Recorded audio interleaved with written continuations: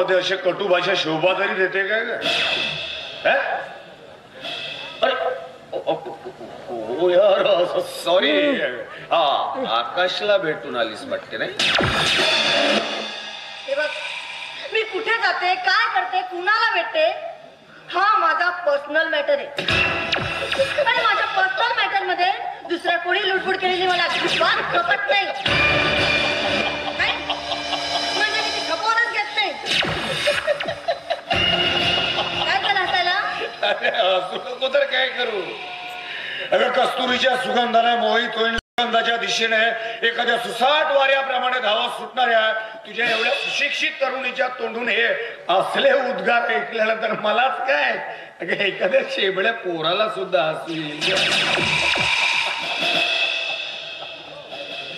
पण हो मी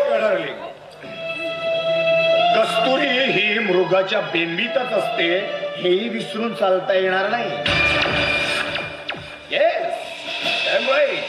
म्हणजे काय म्हणायचं काय तुला? नाही मला हेच म्हणायचंय. काय नाव त्याचा तो आकाश आकाश आकाश तो साला एका भिकारड्या बापाचा मुलगा. अरे तो मुलगा कसला आहे का? काली मातेच्या देवळामध्ये नेऊन फेकून दिलेला कुणाचा तरी ते पापी रक्त आहे. आणि तू एवढी सुशिक्षित सुंदर असूनही आणि एवढंच नाही तर प्रगतीचं उंच शिखर गाठणाऱ्या एका उद्योगपतीची मुलगी तू आणि सर्वसाधारण एका पायरीच्या दगडाच्या मागे लागले. कोण पायरीचा दगड? तोच तर आपला आकाश. हो ना तोच. नाही सर, माझ्या पप्पांनी जर तुला नोकरीला लावलं नसतं ना तर तुझी लायकी तुझी किंमत या समाजात पायरीच्या दगडापेक्षा शून्य असती हे विसरू नकोस तू. आणि हो एक गोष्ट लक्षात ठेव, यापुढे आकाशला उलट सुलट बोललेलं मला अजिबात चालणार नाही. समजलं?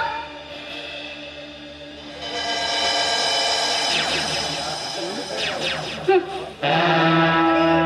दृष्टिकोनात आकाश जरी पायरीचा दगड असला ना तरी उत्तुंग शिखर गाठण्याचं सामर्थ्य ताकद त्याच्यात आहे, विसरू नकोस. लवकरच मिरची झोंबली वाटते नाही तुला? बरोबर आहे म्हणा. प्रियकरांच्या बाबतीत कोणी जरी उलट सुलट बोललं तर त्याच्या प्रेयसीला ते काही खपत नाही. पण एक लक्षात ठेव मी का, पायरीच्या दगडाला कुणी कळसावर नेऊन ठेवलं म्हणून याचा अर्थ असा नाही की त्याला लोक कळस म्हणतील. आणि माझ्याकडे बघलं का काय कमी आहे माझ्यामध्ये? काय सर, मी असं ऐकलंय की ती तुझ्या पत्नीने नाही म्हणजे तुझ्या लग्नाच्या बायकोनी तुझ्या त्रासाला कंटाळून आत्महत्या केली म्हणे. नाही म्हणजे बघ आता ह्याच्यात सर्व काही आलं नाही का? तुझ्यात काही कमी आहे काय नाही आहे ते माझ्याविषयी बरीच माहिती काढलेली दिसतेस तू नाही? हे बघ चालत एक गोष्ट कान कुठे ठेवून ऐकते. आतापर्यंत ह्या मेघाला जी गोष्ट आवडली ना ती प्रत्येक गोष्ट मी मिळवली. आणि आकाश माझी आवड आहे, माझं प्रेम आहे आकाश आणि त्याला मी कुठल्याही परिस्थितीत मिळवणार आहे. तुला कळतं मी काय म्हणते ते?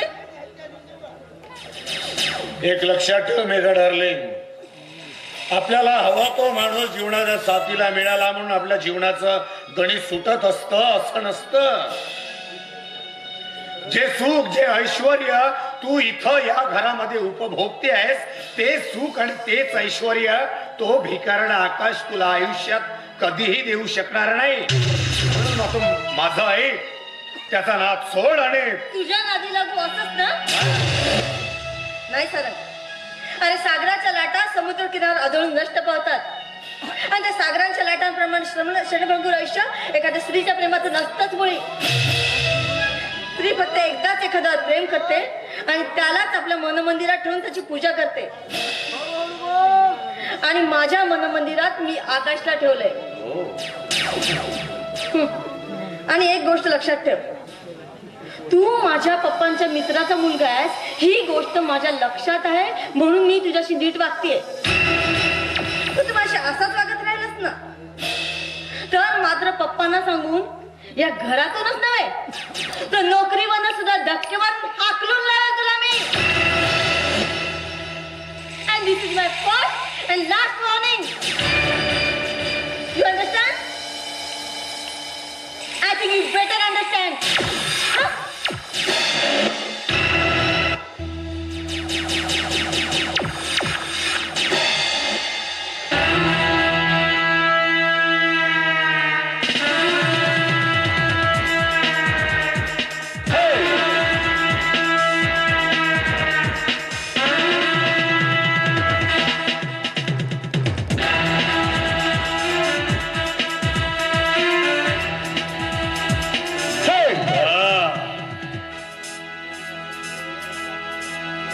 आज मला चॅलेंज करून गेलीस तू नाही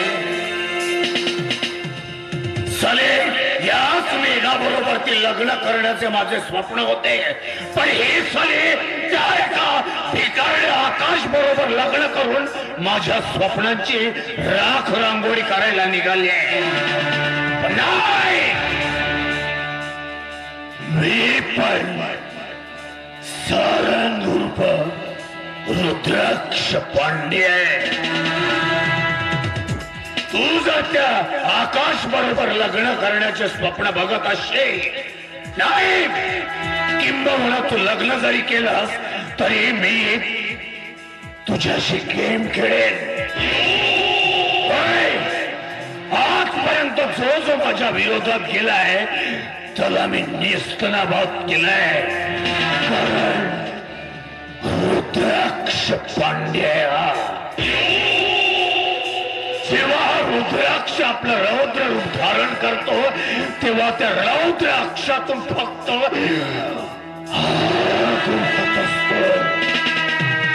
फक्त